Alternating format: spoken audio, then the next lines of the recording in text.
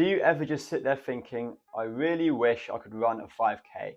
Maybe your friends can do it, maybe you've tried to do it in the past but failed. Well, if this is you, then you're in luck, because today I'm going to be taking you through my very own Couch-to-5k alternative, starting from week 1 all the way through to week 8, where you're going to be running your first 5k. Let's get straight into it. Okay, so online you'll see a lot of Couch-to-5k programs at this point, okay? And the idea is not exactly a new one. But a lot of these are 6 weeks, and I think the issue of 6 weeks is there's actually quite a lot of volume to cram in for someone who's never done much running before. So I, for starters, as I said, have made mine 8 weeks, just because then we can be a bit more gradual. And a good example of this is in the first 2 weeks I'm going to show you now. Because as you can see, there's only 2 of 3 sessions. So for week 3 onwards you have 3 sessions, but I'm going to ease you in with 2 sessions a week for your first 2 weeks. Now, why am I doing this? This is because this is a new stimulus, which means you might need more recovery time. You might have some soreness or some little niggles from just running when you're not used to it, okay? So I'm just allowing for that and making it a bit more attainable, because it's much easier to motivate yourself twice a week than 3 times a week. So our first 2 weeks are going to be 2 sessions per week, but the rest will be 3, okay? Now, looking back at that screen, you can see the first thing I want you to do is pretty standard. You'll see this on a lot of Couch-to-5ks. We're starting with a 1-to-1 ratio of work to rest, which means that I'm working for the same amount of time that I'm resting. In this case, it's 1 minute, 1 minute, okay? And then session 2 on week 1, 2 minutes, 2 minutes. So the first one, running 1 minute at a time, you're going to accumulate 10 minutes worth of running, 10 minutes worth of walking in that first session. Obviously, session 2, you're going to achieve technically less running, but running for 2 minutes compared to 1 minute is obviously double the time. So this shouldn't cause you any issues either, hopefully. And then that is going to be your first couple of weeks. As you can see, week 2 is very similar. Both sessions are the same. You've got run 3 minutes, walk 3 minutes. The only difference is from session 1 to 2 is that you're doing it 3 times and then 5 times on session 2, okay? So first 2 weeks, pretty simple. Okay, then let's look at the next 2 weeks, week 3 and 4. So this is where we bring in that third session, okay?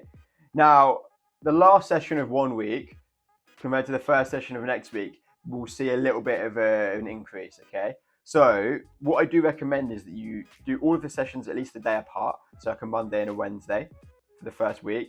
And then also like a Monday, Wednesday, Friday works really well, because that means you're not going to have to do the slight increase until the next Monday, okay? So just bear that in mind, because week 3 we're starting to run for 5 minutes for the first time. Now, as you can see, week 3, I just mentioned we had a 1-to-1 ratio of work to rest. Now we don't have that. We're now working for more time than we're resting. So walking or classing is the rest. We're running for longer than we're walking, okay? So this is where it's going to start to get a little bit harder, and you might just start to feel it for the first time now properly. So as you can see, we're going to, by the end of week 3, we're going to have our running in one go up to 6 minutes, and it'll be 7 minutes by the end of week 4, okay? Now, by the end of your third session in week 4, you've accumulated 35 minutes of running time. And that's actually really good if you think about it.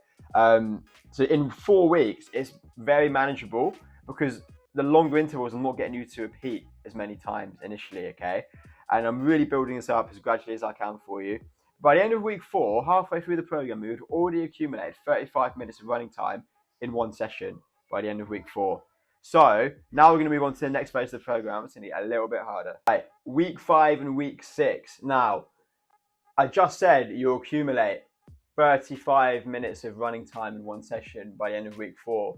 Well, by the end of week 6, you would have accumulated 40 minutes, which sounds only 5 minutes more. What's the big deal? But as you can see, session 3 of week 6, you've got 10 minutes of running, 1 minute of walking, okay? Now, this is really good, because we're now almost running continuously. We're having very small breaks. And as you can see, if we look from session to session, the progression is pretty obvious. So if we look at session 1, week 5, run 8 minutes, walk 2 minutes 4 times, okay? And then session 2, you're going to run for a minute longer with the same rest, but you've only got to do it 3 times, okay? So it's a very small gradual progression there. And as you can see, we're getting to the point, starting from week 6, where we're walking for only 1 minute as recovery, okay? Now, I should probably touch on is why you should walk. If you just stand still, it's like in a minute it's maybe a bit different, but you might cool down, which you really don't want. And I want to get you walking, so I want you to keep moving and get into the habit of staying moving for a prolonged period of time, okay? Because even in the early sessions where there's a lot of walking going on, but you're still moving from the start of the session to the end of the session, in theory, you might not be stopping at all, okay? Which is really good to get into the habit of, especially if you want to do our 5K, okay? So that's week 5 and 6. As you can see, it's starting to get a little bit more interesting now. Okay, so here we are, the end of my Couch to 5K, week 7, and then the final week, week 8. Now, as you can see at first glance, it might be a bit more complicated, but I'll translate this for you if you don't really know how to perform this session. So as you can see, session 1, week 7, you're going to run 12 minutes, walk 2 minutes, run 10 minutes, walk 1 minute twice. So run 12 minutes, walk 2 minutes, run 10 minutes, walk 1 minute. That's the flow. Then you go back to the start and you're going to do it again, okay? Now, I'm essentially having the rest alter from being slightly easier, because obviously we haven't had 2 minutes rest for a couple of weeks at this point, and then making it a bit harder again. Now, the reason for this is just to get you used to that. Because session 2 is going to be you're going to run 12 minutes and then you have the rest reduce again. So I wanted to almost put that in on the first session of week 7, just to get used to it before we do it for real. As you can see, session 3 of week 7, we're running 12 minutes, walking 1 minute 3 times, okay? This is definitely the hardest session of the whole program so far, and I appreciate you might struggle with it, but you are definitely ready for this progression, okay?